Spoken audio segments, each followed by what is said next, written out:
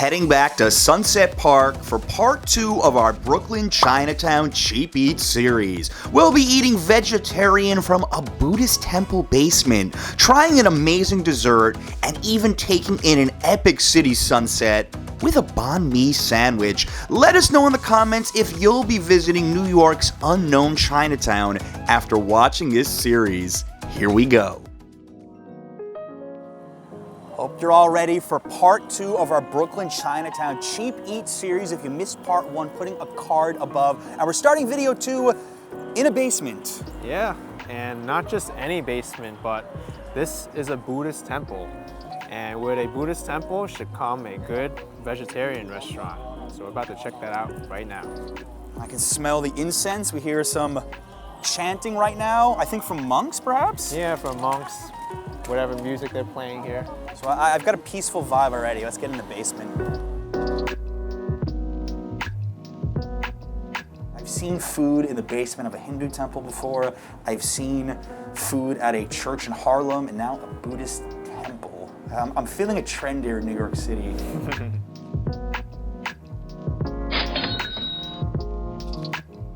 Couldn't get more random if we tried for these destinations to eat. All right, so what are we gonna do with this? So there we have the side order of rice here, and we want to put the bean curd combo onto the rice. So let's use the spoon and scoop over the bean curd. So we got a little tofu, a little cabbage, a little rice, mixing it all together. This is for all the viewers out there that complain that I eat meat all the time on my videos. I am willing to do vegan or vegetarian time to time. Let's try it. You get some bean curd. It's also the same as tofu. Bean curd, tofu. Okay. Let's go. Let's go.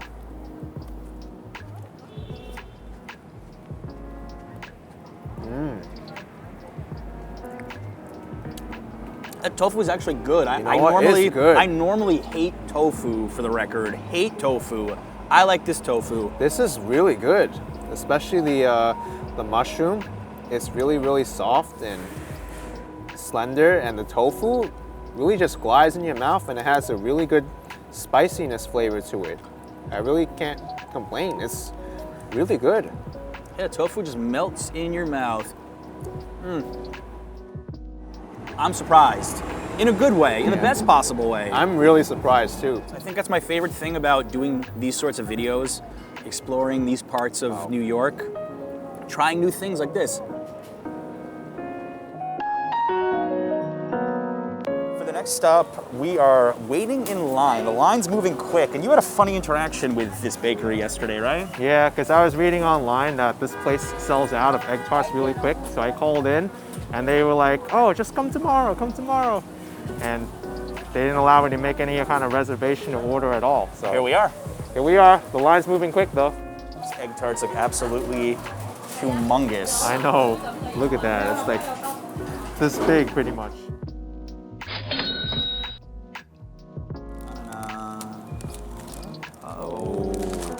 Portuguese egg tart. What do we got here? Oh yeah. We have the very, very good baked crust, egg, and sugar that's perfectly burnt on the top. And these are supposed to be the best egg tarts in the city. I've never had them before, but we'll try them out. I've never had these ones before either. The last time I had an egg tart in Manhattan's Chinatown, it was so small I could practically eat it in one bite. This would be physically impossible to eat in one bite. So we're gonna really enjoy this. All right, ready to try it? Let's try it. Hold on. Let's do it. Let's do it. All right, 1, 2, 3.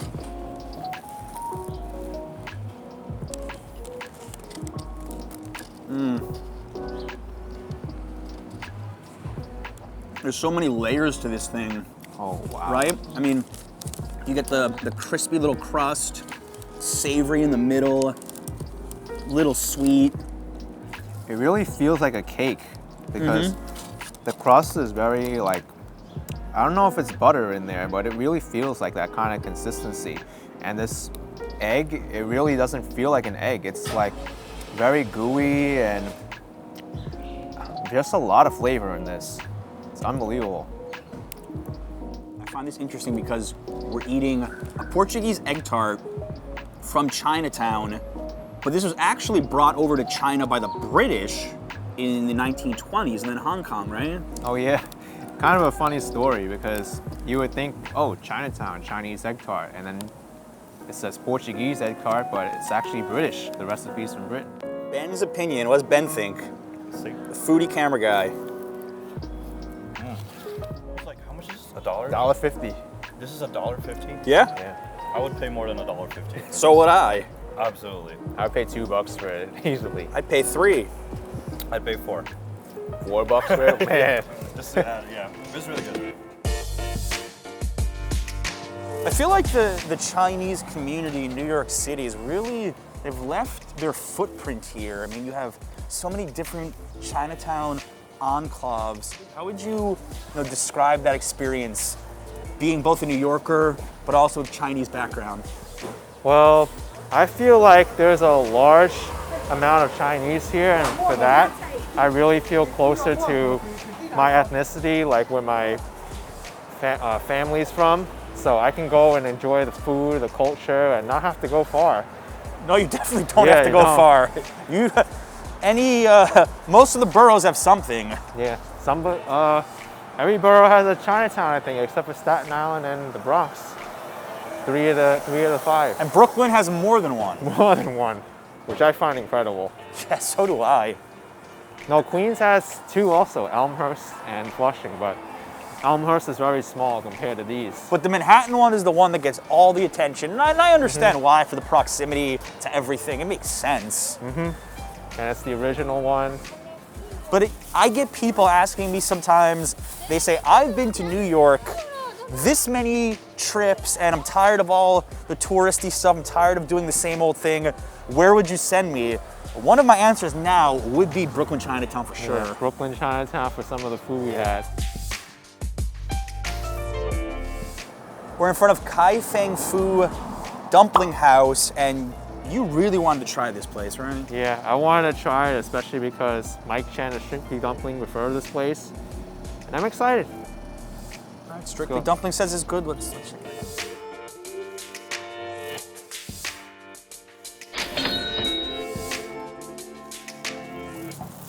Wow. Those are big. Yeah, it looks perfectly pan-fried too. Show everybody at home. Hold it up, hold it up. One bite or no? Yeah, 1 bite. All right, 1 bite. Everybody knows the rules. Let's do it. Okay, let's do it.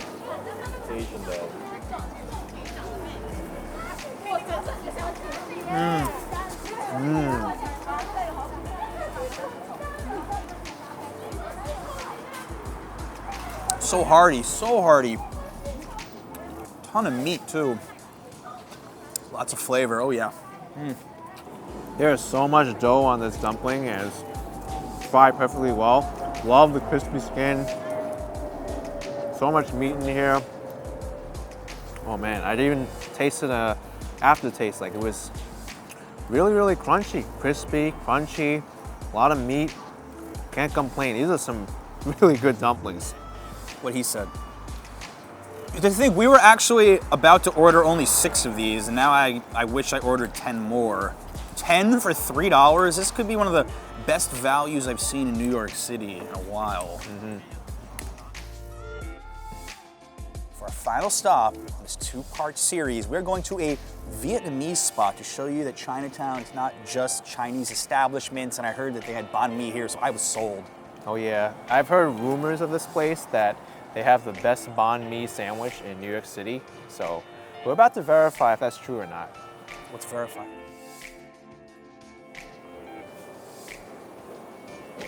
Smells good in here too. Sure does. Thank you. We got a lot of food.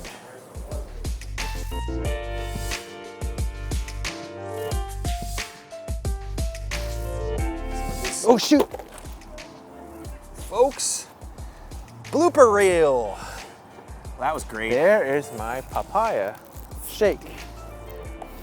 Look guys, he saved a little bit. He saved a little bit for the video. Gotta give him some credit. You got so little for your money though. I know. How much did you pay for that? You got this much?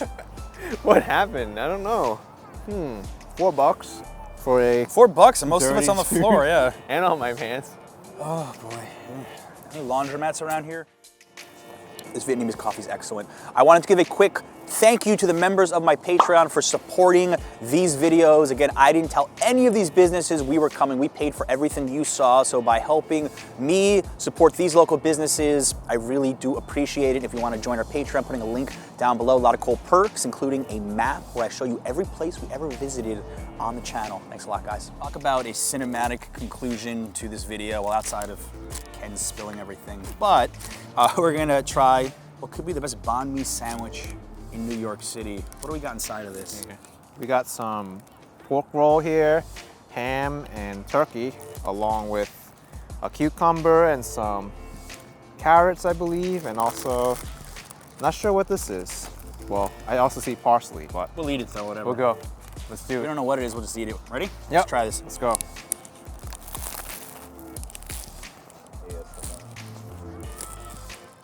My first impression was the bread was so good. Like, I don't think you can make a good banh mi sandwich or any sandwich if the bread's not good.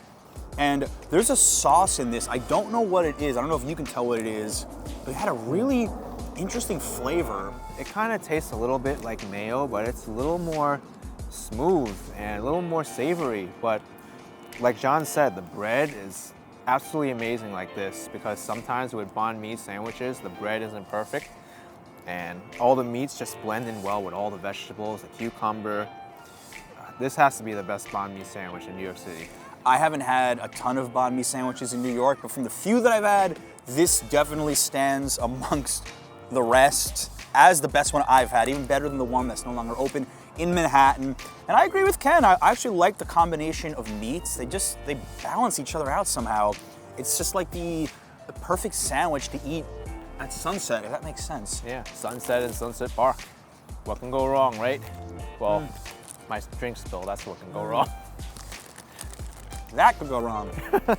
Guys, if you missed part 1 of the Brooklyn Chinatown series, I'm putting a link to it around my head here somewhere. Kenneth, thank you so much for being an amazing guest, and I hope you guys enjoyed this series. A lot of good stuff coming up on the channel. Until next time. A Chinatown, Ben, watch out.